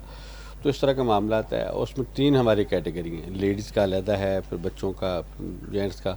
तो अल्हम्दुलिल्लाह हम अल्लाह का शुक्र अदा करते हैं कि अल्लाह पाक ने हमें इस काबिल समझा। माशाल्लाह। हम हज़ारों लाखों की तो नहीं कह सकते, चंद एक लोग की जो कम से कम पेट की प्यास बुझाने में हम कोशिश कर रहे हैं। और हमारी दुआ होती है कि अल्लाह ताला पहली बात तो इस पोजीशन में कोई आए नहीं, अगर आए तो हमारे पास अच्छा मेहमान बने और अच्छे तरीके से खाना खाए और अपनी इज़्ज़त नफ्स मजरूह किए बगैर। और दूसरी इसमें एक अहम बात ये भी होती है कि हमारे दस्तरखान पे सैयद लोग भी खाना खा सकते हैं। सही। जो कहते हैं यार हम पे ज़कात वाजिब नहीं है या ज़कात की हम हेल्प नहीं ले सकते, तो अल्हम्दुलिल्लाह अल शरीफ के दस्तरखान पे आएँ और वो बिला झिझक पूछे बगैर खाना खाएं। और खाना साफ़ है, उसमें कोई ज़कात के पैसे शामिल नहीं हैं, कोई उसके अंदर सदक़े के पैसे शामिल नहीं हैं। होने से अल्लाह की रज़ा, अल्लाह के नाम से एक फ़ंड मखसूस किया हुआ है जो मेरे साथ लोग काम कर रहे हैं उन्होंने। और इवन जो खाना वो भी खाते हैं जो मेरे डोनर्स हैं, और इवन वो खाना मैं भी खा सकता हूँ। तो मतलब हमने इसकी कोई ऐसा मामला नहीं किया कि ये मखसूस लोगों के लिए खाना है, कुछ लोग ये खाएंगे और दूसरे ये खाएंगे, नहीं, सब के लिए बराबर। इक्वल दस्तरखान है। और ये खाली कराची में नहीं, कराची में 5-6 प्लेस हमारे हैं, ओवरऑल सिंध के अंदर भी है, पंजाब के अंदर भी है। तो हम कोशिश कर रहे हैं कि जिस तरह भी हम लोगों की हेल्प करने में कारगर साबित हो सकते हैं तो हम काम करते चले जाएं। सही सही माशाल्लाह। कराची में किस जगह आपका ये दस्तरखान लगता है? कराची में शारतीफ टाउन में हमारा बड़ा दस्तरखान है, जिसमें एक ही जगह पे तकरीबन 2000 के करीब लोग माशाल्लाह। खाना 3-4 शिफ्ट में खाते हैं। बाकी थोड़ी थोड़ी तादाद में अल्लाह वाला टाउन है, फिर और आगरा ताज में, और छोटे छोटे प्लेस हैं। फिर उसके अलावा कुछ हॉस्पिटल हैं, वहाँ मिसाल खाना मिलेगी, हमारी गाड़ियाँ चली जाती हैं। सही। फिर रमज़ान दस्तरखान हमारे होते हैं, अफ्तार दस्तरखान, तो कसीर तादाद में मुख्तलिफ़ जगह पे काम होता है। तो मतलब बात करने का मतलब है, मैं समझता हूँ इसकी तशबीह इसलिए देते हैं कि समुंदर का पानी जैसे मसाइल है, उसमें 2 बाल्टियाँ पानी निकाल लें और 2 डाल लें, उससे कोई फ़र्क नहीं पड़ता। लेकिन कम से कम हम अपने इस तरीके का काम करने की कोशिश ज़रूर करते हैं और मुतमिन भी हमारा दिल होता है कि यार हमने इंसानियत के लिए काम करने की कोशिश की है। और ऑन एयर मैं कह रहा हूँ, हम अल्लाह को हाथ नज़र जान के काम करने की कोशिश करते हैं। हमारे यहाँ कोई किसी भी सिस्टम में बिज़नेस नहीं है। मेरा अपना छोटा सा बिज़नेस है, रियल एस्टेट है, उससे मेरा अपना घर चलता है। और जो भी लोगों की या मानते हैं या लोगों की चीज़ें आती हैं, वो अल्लाह के बंदों पे ही हम खर्च करने की पूरी कोशिश करते हैं। माशाल्लाह, इतना बड़ा फाउंडेशन है, बहुत ज़्यादा आप काम कर रहे हैं, बहुत ज़्यादा एक्टिविटीज़ आप करवा भी रहे हैं, तो इन सब चीज़ों को कैसे मैनेज कर रहे हैं? बहुत अच्छा सवाल है। देखिए, एक आदमी वाकई मैंने नहीं कर पाता और हमने देखा है जैसे दस्तरखान के हवाले से अच्छे हमें लोग मिले हैं जो अच्छे तरीके से वाच कर सकते हैं। फिर स्किल्ड के हवाले से अच्छे IT इंजीनियर मिले हैं, उस स्किल्ड को वाच कर रहे हैं। कुछ अच्छी ख़वातीन मिली है जो सिलाई कढ़ाई को अच्छे तरीके से समझती हैं, उसको डील कर रही हैं। तमाम लेडीज़ के मामलात को मेरी वाइफ है, अदारे की जनरल सेक्रेटरी भी है, वो उसको हेड कर रही है। तो हमने काम को बांटा हुआ है। मतलब हम चाह रहे हैं कि अगर हमें कहीं इमरजेंसी जाना भी पड़ जाए तो काम में कोई प्रॉब्लम नहीं है, कोई खलल नहीं आता। हाँ, पीछे तो सब हर बंदे का अपना लेते काम है, वो हमसे लेने पे हैं। हमारे ग्रुप बने हुए हैं। आजकल तो एडवांस दौर है सोशल मीडिया का, जो भी काम हो रहा होता है हर चीज़ का ग्रुप बना है, वो तमाम अपडेट आ रही होती है, तो उसको हम हैंडल कर रहे होते हैं। तो अल्लाह के फजल करम से हम अपने काम से मुतमिन हैं और हम हर माँ को, हर बाप को दावत देते हैं जिनका कोई घर नहीं है वो हमसे रब्ता करें। जो बच्चा पढ़ नहीं सकता, बच्ची पढ़ नहीं सकती, वो हमसे रब्ता करे। किसी के पास जॉब नहीं है, वो हमसे रब्ता करे। गर्ज के किसी भी हवाले से, स्पेशली जेल का मैं जिक्र करता चलूँ, पिछले 5 साल से हर रमज़ान मुबारक में हमारी कोशिश होती है कि चांद रात से पहले जितने भी हमें एप्लीकेशन मिल जाएँ, जो जुर्माने भी पड़े हुए हैं, बेगुनाह लोग हैं जिनके जुर्माने हो चुके हैं, उनके पास पैसे नहीं है, वसाइल नहीं है तो उनकी ज़मानत करा सकें, तो उनके हम जाके प्रॉपर, हमारी एक टीम है कंसल्ट वकुला पे मुश्तमिल है, उसमें सर्चिंग करती है। तो हम चांद रात से पहले 10 हो जाएँ, 15 हो जाएँ, 20 हो जाएँ, 50 हो जाएँ, जितने लोग हैं उनको हम कोशिश करते हैं वो ईद की नमाज़ अपने बच्चों के साथ माशाल्लाह माशाल्लाह, ज़बरदस्त। और उसके अलावा कोई और हमारी बेटी कहती है कि मेरे साथ कानूनी मामलात हैं, शौहर के साथ प्रॉब्लम्स हैं, प्रॉपर्टी के कोई मामलात हैं, मेरी प्रॉपर्टी भी किसी ने कब्ज़ा कर लिया, इस तरह की भी हमारी कानूनी कंसल्टी काम कर रही है, जो हम उनको हेल्प करने की कोशिश करते हैं। सही ज़बरदस्त। यासिर भाउ, इहो ॿुधायो त हींअर जे तव्हां ॻाल्हि कई त तव्हांजा गाना अचण वारा आहिनि नया, त इहे कॾहिं रिलीज़ थींदा? इंशाल्लाह पंहिंजो अगस्त जो महीनो जीअं गुज़री वेंदो, उन जी 2 तारीख़ इंशाल्लाह रिलीज़ थींदा। सेप्टेम्बर जी 2 तारीख़। अच्छा, उहो इन जे लाइ त सफ़र जो महीनो ई जी जी कंप्लीट थी वञे त जीअं उर्स जो महीनो जेको ईंदो उहो शादियुनि जो महीनो आहे। असांजो माना इहो तक़रीबन 9 ई महीना शादियुनि जा आहिनि। सो इन जे करे नयूं शयूं मार्केट में ॾींदासीं त वरी पोइ माहौल खे अॻिते वरी बिस्मिल्लाह करे वठी हलंदासीं। वाह वाह। पोइ हींअर छा पिया ॿुधायो, बरसाती मौसम बि आहे? हा बिल्कुलु, मुंहिंजो KTN ते गानो हलंदो आहे, बरसात जी कण कण पए थी, मुरीदाबाद साहब जो गीत ॻायल आहे, मूं ट्रिब्यूट कयो हो KTN ते, पेश ख़िदमत आहे। ज़रूरु ज़रूरु।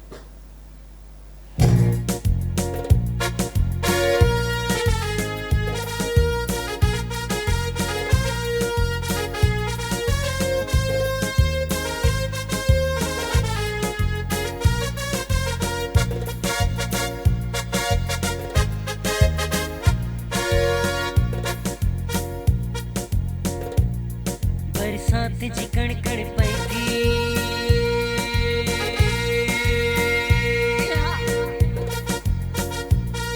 बरसात जी कण कण पई थी, ॾाढी हीरत दिया। बरसात जी कण कण पई थी, ॾाढी हीरत दिया। दिलकश आगे नज़ारों केॾी प्यारी खड़िया, सोना तोते दिलचरिया यार, तोते दिलचरिया, सोना तोते दिलचरिया यार, तोते दिलचरिया।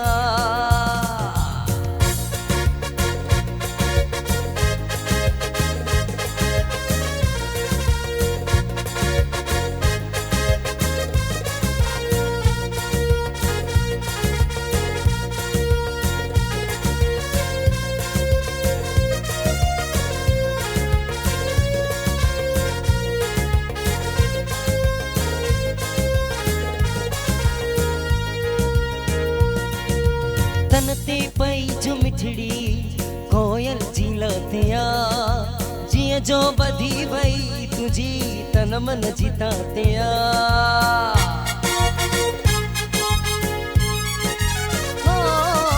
तन ते पई जो मिठड़ी कोयल जी लातिया जीअं जो वधी वई तुंहिंजी तन मन जी तातिया ओ सीअड़ो अखियुनि में आ मन में थो मच भरे हीअं जो करार ईंदो तुंहिंजो आहे मूंखां परे दर्शन कराए दिल मुंहिंजी बसि तोले चरिया सोणा तोते दिल चरिया यार तोते दिल चरिया सोणा तोते दिल चरिया यार तोते दिल चरिया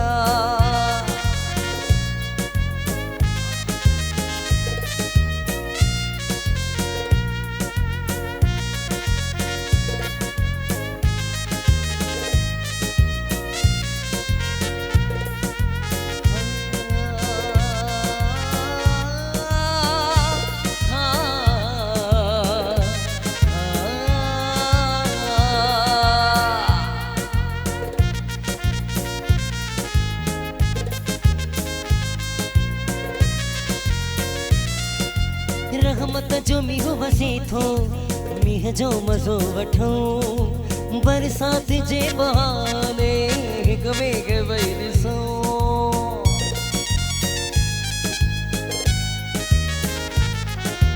रहमत जो मींहुं वसे थो मींहं जो मज़ो वठूं बरसात जे बहाने हिक ॿिए खे वेही ॾिसूं अहिड़ो हसीन मौक़ो शायद ॿी घर न ॿियो मिले बादल भरिया बीठा आहिनि ऐं पई थी खिवड़ खिले घबराई थो तूं छा लए सुणा ॻाल्हि करी सुणा तोते दिल चरिया यार तोते दिल चरिया सुणा तोते दिल चरिया यार तोते दिल चरिया बरसात जी कणकण पई थी ॾाढी हीरत दिया बरसात जी कणकण पई थी ॾाढी हीरत दिया दिलकश आहे नज़ारो केॾी प्यारी घड़िया सोणा तोते दिल चरिया यार तोते दिल चरिया सोणा तोते दिल चरिया यार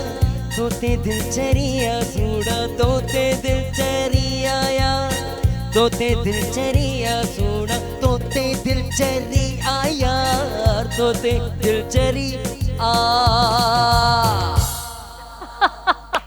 वाकई लगे पे तो दिलचरिया वेरी नाइस।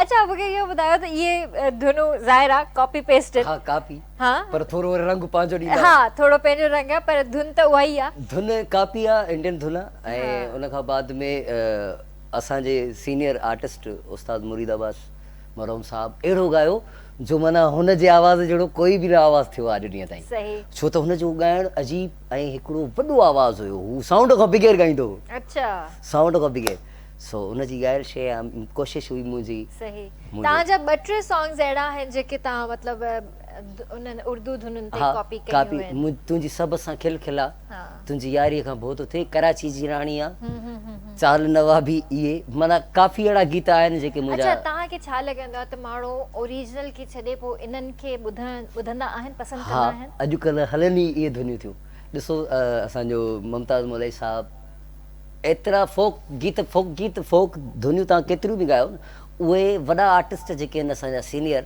उन्हनि जे स्टाइल में ठही सघनि थियूं माना जीअं हाणे उस्ताद गफ़ूर सुमरो साहब थियो या पंहिंजो असांजो रहमत मिराली साहब थियो इहे फोक धुनियूं ॻाए सघनि था जेके वर्सटाइल आर्टिस्ट आहिनि जेके शादियुनि जे हवाले सां आर्टिस्ट आहिनि माना जेको असांजो अॼुकल्ह माहौल हले थो उहो कापी वारी धुननि ते थो हले माना तव्हां कापी ॻाईंदो तव्हांजो सॉन्ग हिट थींदो कापी न कंदव तव्हां फोक ॻाईंदव उहे तव्हांजा अदबी माण्हू ॿुधी सघनि था आम पब्लिक नथी ॿुधी सघे सही ॻाल्हि कयव अच्छा तव्हांजो हिकिड़ो अंदाज़ जेको हमेशह रहियो आहे शोख चंचल ऐं सैड सॉन्ग्स बि तव्हां घणा ॻाईंदा जी आहियो सैड सॉन्ग घणा हा ॻाया आहिनि ऐं इहे शोख चंचल बि ॻाईंदा आहियो हा। पर मूंखे इहो ॿुधायो त कॾहिं तव्हां फोक या क्लासिकल कोशिशि कई आहे हा फोक ॻाईंदो आहियां क्लासिकल ॻाईंदो आहियां गज़ल ॻाईंदो आहियां अल्हम्दुलिल्लाह माना इहे त उस्तादनि जी शयूं आहिनि पर जिते जिते माना जहिड़ी महफ़िल हूंदी आहे ओड़ो ॻाइणो पवंदो आहे अॼु ॾिसो ही रंगन भरी शाम आहे त हिते असांखे पूरी सिंध थी ॾिसे, सिंध खां ॿाहिरि बि ॾिसनि था, त पोइ माना असांखे अहिड़ा कलाम ॻाइणु खपनि जेके माण्हुनि जे ज़हन ते हुजनि। फोक ॻाईंदासीं, माण्हुनि खे ख़बर न पवंदी त कहिड़ो कलाम ॻाए वियो। तव्हां गज़ल चओ, क्लासिकल चओ, जेको बि चओ, उस्तादनि सां गॾु रहिया आहियूं, माना इन्हनि शयुनि खां बसि ख़ुशबू थोरी इन्हनि जी ईंदी सुठी आहे, ॻाल्हि आहे, बाक़ी सुठी कोशिशि ॻाल्हि आहे, सुठी जारी ॻाल्हि आहे। आहे। न सुठी ॻाल्हि आहे। ऐं मतिलबु तव्हांजा उस्ताद जेके बि आहिनि तव्हां उन्हनि खां सिखियो आहे। ऐं मां त चवंदी आहियां त सिंगिंग ऐं म्यूज़िक हिकु अहिड़ी फील्ड आहे, वॾो समुंड आहे, वॾो समुंड आहे। ऐं जेतिरो तव्हां हिन समुंड में अंदरि वेंदव तव्हांखे अञा नयूं नयूं शयूं मिलंदियूं। अञा नयूं नयूं शयूं मिलंदियूं, किनारो मिलंदो ई कोन, किनारो न आहे हिन शइ खे। ऐं मूंखे तजुर्बो त पंहिंजी ज़िंदगी खां एतिरो कयो त अॼुकल्ह जेको माहौल हले थो उन माहौल सां हलणो थो पए, छो त ॾुख बि हर जॻह ते ज़रूरी न आहे। थोरो एंटरटेनमेंट माण्हुनि खे कजे, मज़ो कजे, ज़िंदगी खे थोरो इंजॉय कजे, पंहिंजी ज़िंदगी जीए माण्हू। अॼुकल्ह खपे ई माण्हुनि खे पंहिंजी ज़िंदगी, हा बस। एंटरटेनमेंट पे याद आया सर कि आप कोई ऐसी एक्टिविटीज़ करवाते हैं अपने फाउंडेशन में जिससे थोड़ी देर के लिए सब परेशानियां दूर हो जी, जाए? हमारा जो एजुकेशन सिस्टम है ना, अल शरीफ फाउंडेशन के तहत आगरा ताज में हमारी 7 ब्रांचें स्कूल्स काम कर रहे हैं। तो जैसे अभी इवेंट गुजरा है 14 अगस्त, इस पे हमारा हर स्कूल में बड़े अच्छे इवेंटों में सही। मिली नगमे गाए गए हैं, परचम कुशाई की तकरीब हुई है। तो फिर जो हमारे एनुअल प्रोग्राम होते हैं सालाना, उसमें भी अच्छी अच्छी बच्चों के मिली नगमे, तराने, तकरीर, टैबलो, ड्रामे छोटे छोटे बच्चों के, तो बड़ा एक एन्जॉयमेंट वाला माहौल होता है। तो उसमें वीआईपी लोगों को बुलाया जाता है, और वो बल्कि जो एक दफ़ा आ जाता है वो दोबारा हमें कहता है यार नेक्स्ट हमें भूलना नहीं। वाह वाह। तो मतलब वो लंबा प्रोग्राम होता है, यानी सही। बच्चों की तादाद ज़्यादा है, वो 10-12 घंटे प्रोग्राम चलता अच्छा। है, सुबह से लेकर रात तक। तो उसको अच्छा। शिफ्टों में चलाया जाता है। तो उसमें हम थक जाते हैं, लेकिन बच्चे उनकी एन्जॉयमेंट, हल्ला वो नहीं गुल्ला, थकते। वो नहीं थकते। तो इस तरह फिर हमारे पिकनिक का भी प्रोग्राम होता है, स्टाफ की पिकनिक का भी हमने प्रोग्राम रखा हुआ है, बच्चों की पिकनिक भी है। तो ज़ाहिर कोशिश करते हैं, हमारी अपनी लाइफ में तो एन्जॉयमेंट नहीं है, सही। लेकिन दूसरों को हम कोशिश करते हैं कि जो कोशिश भी करते उनकी हैं। अच्छा, तालीम का क्या एक निज़ाम है आपके पास? तलीम का मुख्तलिफ स्कूल हर एरिया में काम कर रहे हैं। तो जिस तरह जिस एरिया से बच्चे हमें मिलते हैं, तो फिर उस मुतल्लिका जो करीबी स्कूल होता है, फिर हम उससे रब्ता करते हैं कि या तो हमें बच्चे को फ्री एजुकेशन दे दो, या फिर मिनिमम कुछ कम पैसों में हमसे रब्ता कर लो। तो उस हिसाब से अगर 2000 रुपये फ़ीस ले रहा है, तो कुछ लोग कहते हैं यार 2 बच्चे आप फ्री दे दो, हम पढ़ाएंगे। कुछ कहते हैं जी हम आपको 50% डिस्काउंट दे देंगे, फिर हम सालाना फ़ीस हम स्कूल में जमा करा देते हैं। अच्छा। बच्चों को कहते हैं, उसके पेरेंट्स को कहते हैं कि आपने इनसे कोई लेन देन नहीं करना है, बच्चा आपका रेगुलर स्कूल जाए, 1 साल के लिए आपकी फ़ीस पे होगी, फिर सही। अगले साल के लिए, फिर अगले साल के लिए, फिर सही। अब कुछ लोग दौरान तालीम छोड़ देते हैं। आजकल ज़ाहिर गरीब लोग हैं, मतवस्त तबके से लोग हैं, उनको लालच होता है बच्चे स्कूल में ना जाएं, बाहर जाके वर्कशॉप में काम करें, कोई और छोटे मोटे काम करें, ताकि हमें शाम में अर्निंग मिले। तो हर आदमी का मामला, तो 1 साल के लिए फिर हम उनको एजुकेशन देते हैं, फिर अगले साल के लिए, फिर अगले साल के लिए, सही। अब उसमें फिर जो हमारे साथ डोनर्स लोग हैं, वो भी बदलते रहते हैं। एक आदमी कहता है मैं 5 महीने की फ़ीस पे करता हूँ, एक कहता है मैं 5 साल की पे करता हूँ। तो फिर मखसूस करते हैं ये बच्चा आपके नाम पे, इसका जो भी आपने मामला करने। और ख़ाली एजुकेशन नहीं है, उसके साथ उसका ईद आती है, ईद के कपड़े हैं, फिर बकरीद आती है, उस पर गोश्त की फराहमी के लिए मामलात हैं। मतलब हम तो हर शोबे में काम कर रहे हैं ना, हम साल हमारे जितने लोग चल रहे हैं साथ काम कर रहे हैं, उन बकरीद पे भी हम उनकी एप्लीकेशन आती हैं, उनके मैसेजेस आते हैं। 2 किलो फैमिली के लिहाज से, छोटी फैमिली 2-3 किलो गोश्त है, ज़्यादा तो 5 किलो 4 किलो। कोशिश करते हैं कि आम दिनों में खाया नहीं खाया, हमें उसकी गहराई में नहीं जाते।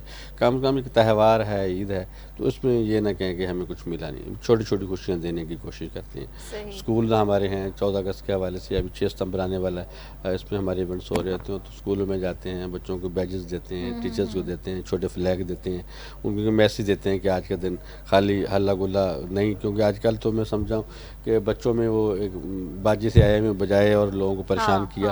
तो हम उनको एक मैसेज देने की कोशिश करते हैं कि पाकिस्तान कैसे बना, उसको डॉक्यूमेंट्री दिखाने की कोशिश करते हैं। जो पुराने लोगों ने उस वक्त पाकिस्तान बनते वक्त कुर्बानियाँ दी हैं, हमारी माँ बहनों की इज्जतें लुटी हैं, कत्ल गारत हुई है, उसको सीन दिखाने की कोशिश करते हैं, ताकि उसके दिमाग में कुछ बैठे, समझें कि पाकिस्तान ऐसे नहीं मिला। और आज हम मोटरसाइकिलिंग कर रहे हैं, उसमें बांसुरी निकाल रहे हैं, और अजीब मामला। तो थोड़ा सा ठीक है एंजॉयमेंट किसी हद तक, लेकिन इतना ना करो कि दूसरे आपसे डिस्टर्ब परेशान हो जाए। सही। आप करियर काउंसलिंग किस तरह करते हैं? कैरियर काउंसलिंग के भी हमारे कुछ लोग मखसूस हैं, जिस तरह मुख्तलिफ टॉपिक आते रहते हैं बच्चों के हवाले से या दीगर, तो फिर वो दीगर स्कूलों में हम टाइम लेते हैं। टाइम लेने के बाद जो उनका ऑफ टाइम होता है उसके बाद 1 घंटा हमारे कैरियर काउंसलिंग करते हैं माहौल के हवाले से, या पिछले दिनों कसूर के कुछ मामला आए थे बच्चों के हवाले से, तो उस हवाले से कि किसी के साथ कैसे बैठना है, कैसे मिलना है, कितना गैप रखना है, तो मतलब टॉपिक होता है, मुख्तलिफ मौज़ूआत आते हैं, तो हमें फिर मिलते हैं तो उस हिसाब से उनको बताया जाता है कि अपने घर से कैसे निकलना है। ड्राइवर अक्सर आप देखते हैं बच्चे ड्राइवर के साथ जा रहे हैं, आगे बैठे हुए हैं, तो अजीब तरह के हम सीन देखने को मिलते हैं, तो उनको बताया जाता है कि बेटा आपको अगर कोई कैसे हाथ लगा रहा है, कैसे आपने उससे बात करनी है, कितना गैप रखना है, किस टाइम पे घर से निकलना है, कैसे आना है, रास्ते में किसी से कुछ चीज़ लेके नहीं खानी। भले ये पेरेंट्स का काम है, टीचर्स, लेकिन हमारी कोशिश ज़रूर होती है कि हम उनको वक्तन जो भी हमें स्कूल टाइम मिलता है उसमें हमारे सेंटर भी शामिल हैं। हम दीगर बाहर से भी लोग जैसे हमें कॉल करते हैं या हम उनसे रब्ता करते हैं, या हम कैरियर काउंसलिंग के लिए हमारी टीम आना चाहती है, तो मतलब हमारा तो दायरा कार वसी है। अभी भी आपके चैनल से कैटीन को से हमें कोई एंटीरियर से कॉल आएगी, हमारी टीम वहाँ जाएगी, हमारे लोग वहाँ जाएंगे, आंखों के कैंप के हवाले से वहाँ से कॉल आएगी तो हम वहाँ जाएंगे। तो मतलब कोशिश करते हैं कि किसी की ना किसी की कोई ना कोई किसी न किसी तरीके से हेल्प हो जाए। नहीं, माशाल्लाह, बहुत अच्छी बात।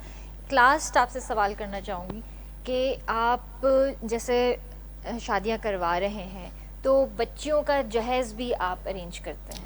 उसमें हमारे 2 शोबे हैं। एक शोबा है जैसे बहुत वेल सेटल्ड लोग हैं, अपर क्लास के लोग हैं, उनको बच्ची है या बेटा है, अच्छे पढ़ लिख लिया तो उसका मैच नहीं मिलता। एक प्रॉब्लम उनके लिए है, मैं समझता हूँ आजकल सबसे ज़्यादा प्रॉब्लम ये है, इसमें हर आदमी इसका परेशान है, इसका शिकार है, तो हम उस मैच के मुताबिक उनको प्रपोजल देते हैं। दूसरा ये कि कुछ लोग कहते हैं यार हमारी बेटी है और हमारा तो ख़ानदान में नहीं रहता, हालांकि हम जहेज़ के ख़िलाफ़ हैं, लेकिन बात वही आती है जो आजकल की माएँ हैं वो इस चीज़ को नहीं मानती। वो कह रही मेरी बच्ची है, मेरे ख़ानदान में मेरी नंद ने, वो किसी न किसी की मिसाल लेके बात करती है, उन्होंने बच्ची को जहेज़ दिया और मैं भी बच्ची को जहेज़ देना चाहती हूँ। हमारे पास कुछ ऐसे केस भी आए हैं कि बेटियों ने कहा कि ना भले मैं यतीम हूँ और मैं फ़लाँ फर्नीचर लूँगी 2 लाख रुपए का आता है, हालांकि 50,000 का भी सेट मिल जाता है, लाख का भी मिल जाता है। तो अब हम परेशान होते हैं, इतनी कॉन्फिडेंस से बात करिए कि देना तो मैंने वो लेना नहीं तो मैंने शादी नहीं करनी, तो हम वो कहते हैं ना शिकार हो जाते हैं कि क्या करें। लेकिन फिर बाज़ का दिल है ना, बेटी है वो भी किसी न किसी बेटी, उसका बाप सर पे नहीं है, तो फिर हम अपनी बेटी फिर सर पे हाथ रखते हैं। हमारे डोनर्स भी कह रहे होते हैं क्या ये आप मतलब डिमांड चल रही है, लेकिन हम कहते हैं नहीं, उसने अगर कह दिया क्या समझ के कहा है ना, लेकिन हम समझो उसके बाप है, फिर नहीं भी बजट होता है जैसे तैसे आपको नहीं लगता सर कि इस ट्रेंड को हमें ख़त्म करना चाहिए? हाँ, लेकिन वो बात है कि जो हजूर पाक सल्लल्लाहु अलैहि वसल्लम की रिवायत के मुताबिक शॉर्ट सामान दें और अपने घर में, ताकि ये जहेज़ वाली लानत पे ना चाहे। लेकिन माएँ आजकल की नहीं समझती, बच्चियाँ भी नहीं समझती यार हमें कुछ दें, कुछ मामला। फिर दूसरी बात ससुराल वाले भी ऐसे जितने भी सामान मिल जाए वो तनकीद ज़रूर करती हैं, कोई ना कोई चीज़ ऐसी के नाम लेंगी जिसकी ज़रूरत भी नहीं होती, वो उनको हाईलाइट करेंगी आप लेके आई हो इस तरह। तो मतलब मुआशरा दोनों तरफ से जो है ना अलमिया का शिकार है। हम तो बस कोशिश कर सकते हैं, काउंसलिंग कर सकते हैं, समझा सकते हैं, जहाँ कोई नहीं समझते फिर उसकी किसी न किसी तरीके से माली हो दूसरी हो उसकी हेल्प करते हैं। तो मतलब ये कि हम कोशिश करते हैं, जो भी हमारा शोबा नहीं भी है ना हम उस पर भी कोशिश करते हैं। हमारे जो साथ thank you so much sir, आपने अपना कीमती वक्त दिया और बहुत अच्छी आपसे गुफ्तगू रही। अल्लाह पाक मज़ीद कामयाबी अता करे और आपके काम में बरकत दे। कोई मैसेज देना चाहेंगे? मैसेज यही है कि जो समझता है कि मेरा कोई घर नहीं है वो अल शरीफ फाउंडेशन का अपना घर समझे।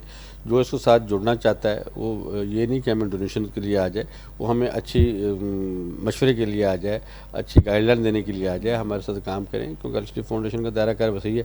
हमारी कोशिश यही है कोई भी मज़हब हो और कोई भी ज़बान हो और कोई भी इलाका हो, ये तमाम चीज़ों से बालातार हो कि हम इंसानियत के लिए काम करें और हर लोग इससे मुस्तफ़ीद हों। सही, माशाल्लाह जी। यासिर भाई जी अदी मैसेज ॾींदो कोई?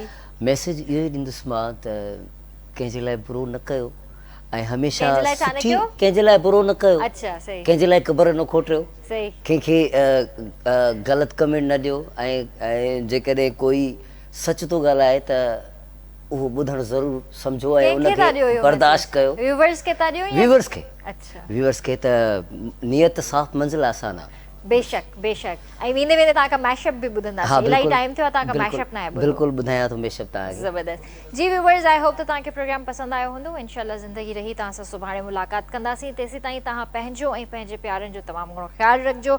बरसाति जो मौसम बि आहे, बरसाति इंजॉय कयो, पर एहतियात भी लाज़मी आहे। सुभाणे मिलंदासीं, तेसीं ताईं अल्लाह हाफ़िज़ जी।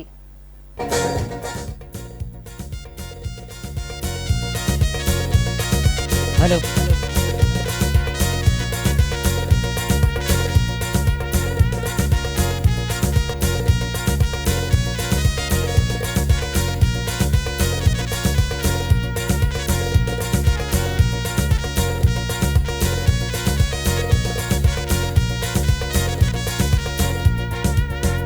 मुझे अंगण तिया सुहना ओ तो नैण बिछाया मां। मुझे अंगण तिया सुहना तो नैण बिछाया मां।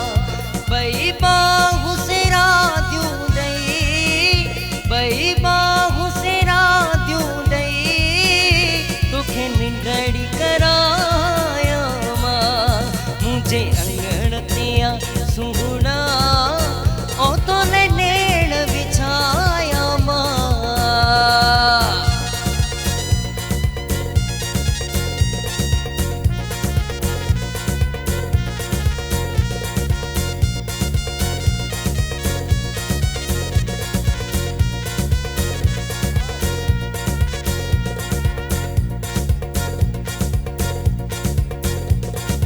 असा साण भी दिल लगियो, मैंने साण भी दिल लगियो, हेडे बिठ गियो होदे बिठ गियो, हेडे बिठ गियो होदे बिठ गियो। जे नियत में फेर न हो जाएगा त मारू है तू लखन की रोरन जो।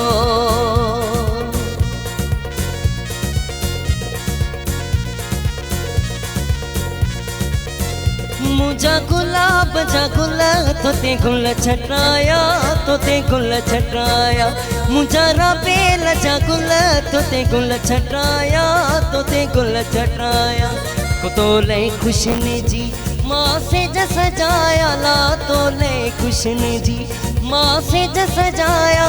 मुझा गुलाब जा गुल तोते गुल छटाया, तोते गुल छटाया। मुझा राबेल जा गुल तोते गुल छटाया, तोते गुल छटाया। तोते गुल छटाया, तोते गुल छटाया, तोते गुल छटाया, तोते गुल छटाया।